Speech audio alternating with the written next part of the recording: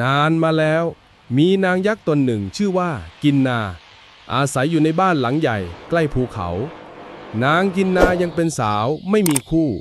นางอยู่ตนเดียวโดดเดี่ยวทุกเช้านางกินนาจะเดินท่องเที่ยวไปตามป่าเขาจะกลับมาบ้านก็ต่อเมื่อถึงเวลาอาหารเท่านั้นนางมักจะมานั่งเฝ้าดูน้ำไหลที่ลำธารเสมอนางชอบดูน้ำวิ่งไหลผ่านไปตามซอกหินและต้นหญ้าบ่อยครั้งที่นางจะนั่งอยู่ใต้ต้นไทร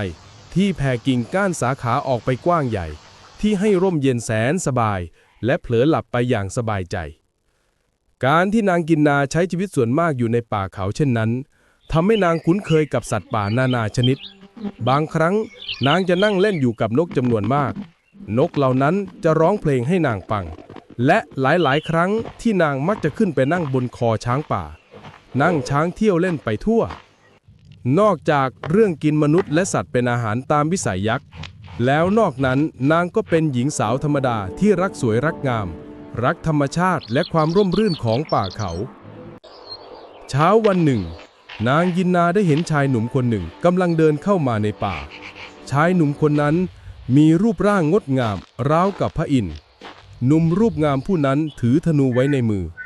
นางยินนาใฝ่ฝันอยู่นานแล้วที่จะมีสามีกับเขาสักคนหนึ่งนางจึงรู้สึกปลาบปลื้มใจอย่างบอกไม่ถูกเมื่อแลเห็นหนุ่มรูปงามผู้นี้ขณะที่นางกินนากำลังรำพึงรำพันฝันหวานอยู่นั้นนางก็ระลึกขึ้นได้ว่า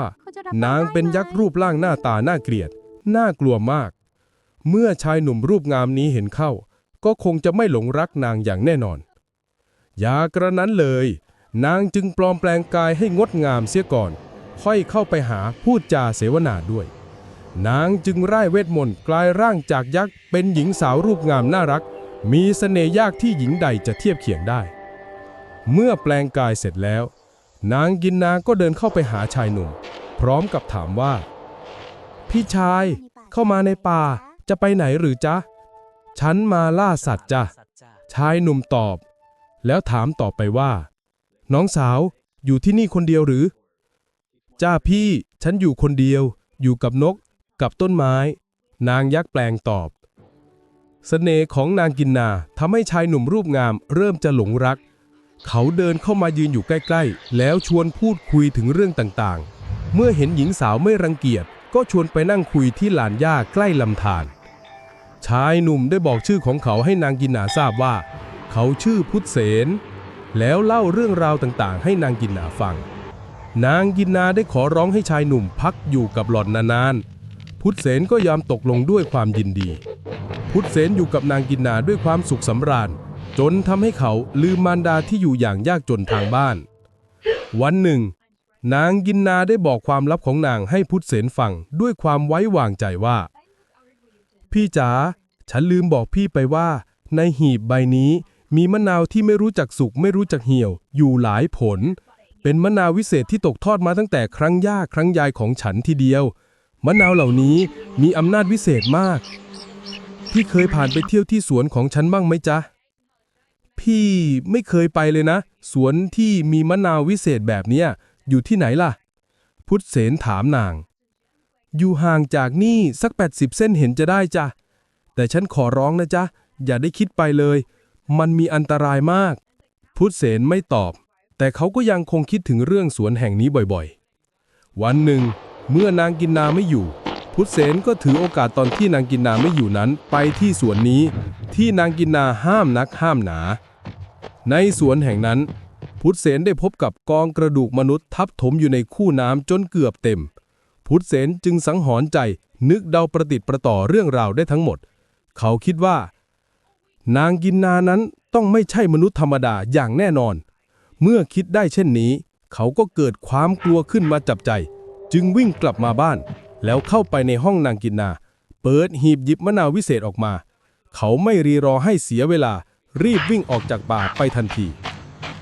หลังจากที่พุทธเสนหนีไปได้ไม่นานเท่าไหร่นักนางกินนาก็กลับมาที่บ้านผิดสังเกตที่พุทธเสนไม่อยู่บ้านจึงรีบเข้าไปดูหีบที่เก็บมะนาววิเศษไว้พอรู้ว่ามะนาววิเศษหายก็นึกรู้ได้ทันทีว่า พุทธเสนรู้ความลับของนางแล้วหนีไปแล้วนางจึงกลายร่างกลับเป็นยักษ์ตามเดิมแล้วรีบไล่ตามพุทธเสนไปด้วยกำลังยักษ์นางกินนาวิ่งตามเพียงพักเดียวก็แลเห็นหลังพุทธเสนนางกินนาร้องเรียกให้พุทธเสนหยุดเพื่อพูดกันก่อนแต่พุทธเสนไม่ยอมฟังเสียงเลยเมื่อเห็นนางกินนาใกล้เข้ามาพุทธเสนก็ล้วงเอามะนาวในย่ามออกมาผลหนึ่งแล้วขว้างไปตรงหน้านางกินนาทันใดนั้นก็เกิดเป็นกองไฟกองมหึมาลุกลามกั้นนางกินนาไว้ได้ยินแต่เสียงนางกินนาร้องเรียกแต่ไม่เห็นตัวเพราะเปลวไฟลุกโพลงบังอยู่พุทธเสนไม่รอช้าขณะที่ไฟกำลังลุกโชติช่วงอยู่นั้นเขาก็วิ่งหนีไปต่อทันทีแต่หนีไปได้ไม่ไกลเท่าไหร่นักก็ได้ยินเสียงนางกินนาร้องเรียกใกล้เข้ามาอีกนางกินนาได้ใช้เวทมนต์ดับไฟจนสามารถไล่ตามเขามาได้ทันพุทธเสนเห็นจวนตัวจึงหยิบมะนาวอีกผลหนึ่งออกมาจากย่ามแล้วขว้างไปคราวนี้มะนาววิเศษกลายเป็นทะเลสาบกว้างใหญ่มองแทบไม่เห็นฝั่งนางกินนาถึงจะเหนื่อยอ่อนจนแทบจะขาดใจแต่ก็ยังไม่ลดละความพยายามที่จะติดตามสามีนางกระโจนลงน้ำว่ายข้ามทะเลสาบมาอย่างกล้าหาญเมื่อนางกินนามาถึงฝั่งตรงข้ามนางก็เหนื่อยอ่อนเต็มทีนางฟุบลงนอนอยู่ริมตลิ่งนั่นเองนางไม่สามารถจะขยับเขยื้อนร่างกายต่อไปได้อีกนางได้อ้อนวอนต่อสวรรค์ขอให้ลงโทษต่อสามีที่ไม่ซื่อสัตย์ของนางที่ละทิ้งความรักของนางหนีไปเมื่อนางอ้อนวอนสิ้นสุดลงดวงตาของนางก็ปิดสนิททันทีนางกินนาขาดใจตายเสียแล้วเมื่อพุทธเสนแลนางกินนานอนนิ่งไม่ขยับเขยื้อนกายเช่นนั้นก็นึกว่านางคงจะเหนื่อยอ่อนกำลังไม่สามารถจะทำอะไรเขาได้แล้วเขานึกไปก็เกิดความสงสารนางกินนาขึ้นเพราะตลอดเวลาที่อยู่ด้วยกันนางกินนาได้เอาอกเอาใจเขาเป็นอย่างดีนางกินนารักพุทธเสนด้วยใจจริงเมื่อคิดถึงความหลังขึ้นมา